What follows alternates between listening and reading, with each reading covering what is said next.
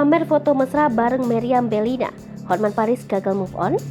Hotman Paris mendadak unggah foto lama bersama Meriam Bellina. Seperti diketahui, hubungan Meriam Bellina dan Hotman Paris pernah menghebohkan publik pada beberapa tahun silam. Hingga kini, Hotman dituding masih belum move on dari mantan kekasihnya itu. Padahal, dirinya sudah memiliki istri yang terus menemaninya dari awal meniti karir. Dalam foto yang diunggah Hotman pada Senin 18 Juli 2022, terlihat potret mesra keduanya dengan saling bergandengan tangan dan memakai pakaian berwarna senada. Sudah bisa ditebak, unggahan Hotman tersebut langsung memantik komentar warganet, respon yang hadir pun beragam. Ada yang menyebutkan jika Hotman tak bisa menghargai perasaan istrinya, Agustian Marbut. Sementara yang lain menduga, jika Hotman sedang merindukan sosok Meriam Bellina dan momen bersama saat di Bali hingga dirinya mengunggah foto tersebut.